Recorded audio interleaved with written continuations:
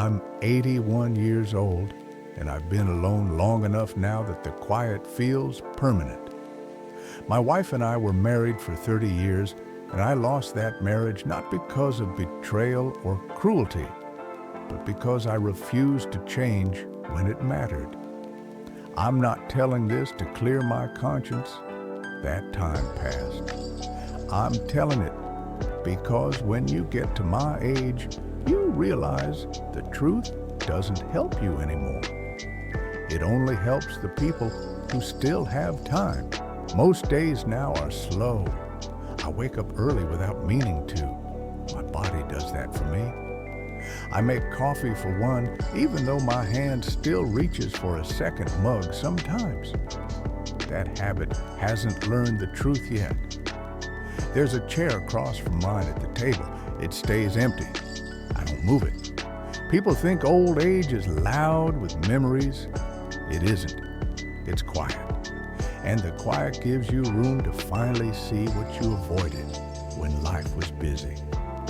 I think about my marriage almost every day. Not the end of it, the middle, because that's where I failed. Not in a dramatic moment, not in one big mistake, but in all the small chances I ignored because I thought things were fine. I met my wife when we were both young enough to believe effort was something you gave at the beginning and then got to keep forever. She was thoughtful, careful with words. She noticed things. I liked that she paid attention to me. We married in our 20s. We built a life that looked solid from the outside. Jobs, a home, routines that made sense. I worked hard. That's important to say because for a long time I used that as proof that I was doing everything right. I told myself I was providing. I told myself that consistency mattered more than conversation. I told myself that love didn't need to be discussed as long as it existed.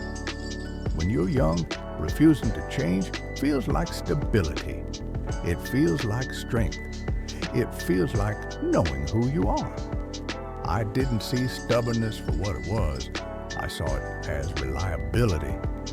She would talk to me about how things felt, not dramatically, not accusingly. She'd say she felt lonely even when I was home. She'd say she missed the way we used to talk. She'd say she felt like she was living beside me instead of with me. I listened with my ears, not with myself. I'd nod. I'd say things like, "I'm tired," or "This is just how life is," or "You're overthinking it." I didn't mean to dismiss her, but that's what I did. Change felt unnecessary to me. I thought, if nothing is broken, why fix it? What I didn't understand was that things can be breaking quietly. The years moved forward without asking permission. Work filled my days. Television filled my evenings. She filled the space between us, trying. I stayed where I was, certain that standing still was enough. There were moments, small ones. A dinner she made that went cold while I finished something else. A story she stopped telling halfway through because I wasn't really there. An invitation to walk together that I postponed. I always thought there would be another chance, another conversation, another weekend. That belief is dangerous. It doesn't feel dangerous while you're holding it. Our marriage didn't fall apart. It thinned, like fabric worn by time, not torn by force. By our 40s, we were polite. By our 50s, we were efficient. We knew how to run a household together better than we knew how to be close. She changed during those years. She tried to grow. She read, reflected, asked questions about herself and about us. I stayed mostly the same, not because I was content, because I was afraid of what changing might reveal. I thought if I stayed steady, everything would stay intact. I didn't realize she was drifting because I wouldn't move. The moment that finally broke things wasn't loud. It was ordinary. She told me she didn't feel like my partner anymore. She said she felt invisible. I told her I didn't understand. I told her I was the same man I'd always been. She said quietly, that was the problem. Not long after that, she left. Not angrily, not suddenly. She left after years of asking me to come with her emotionally and realizing I wasn't going to. 30 years ended without shouting, without slammed doors, just an absence that settled in and stayed. At the time, I told myself it was mutual. I told myself people grow apart. I told myself it couldn't have been prevented. Those were comforting lies. The clarity didn't come right away. It came slowly after the routines were gone, after there was no one to talk to in the evenings, after holidays became quiet, after I realized no one knew the small details of my days anymore. Then my health started to change.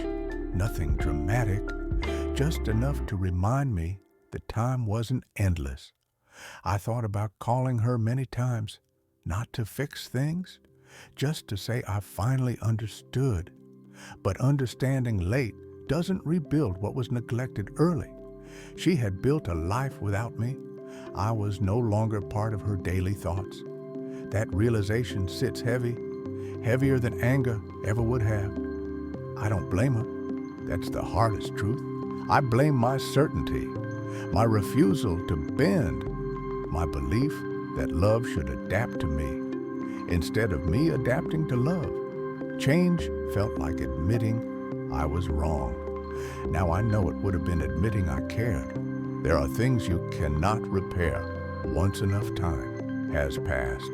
Not because people are unforgiving, but because they've already mourned what you refuse to protect. I am 81 now. I don't have decades left to practice this lesson. I only have enough time to name it. If you're listening to this, and you're younger, I won't tell you what to do. Tell you what I wish. I'll only tell you what I wish. Love doesn't leave all at once. Love doesn't leave all at once. It asks. If it isn't met, it waits.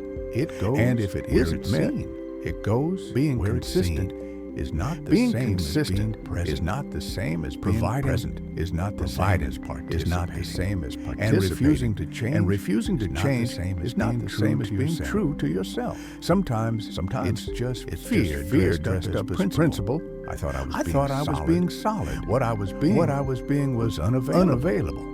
Now the house is quiet. The days are mine alone. And the woman who once tried to reach me no longer needs to. This is not a warning shouted from a stage. It's a confession spoken softly. Because that's how truth arrives at the end of life. I loved her. I just didn't love her in the ways that required me to move. If this story stays with you, sit with it. That's all. I've said what I needed to say. The rest of my time will be listening to the quiet I helped create.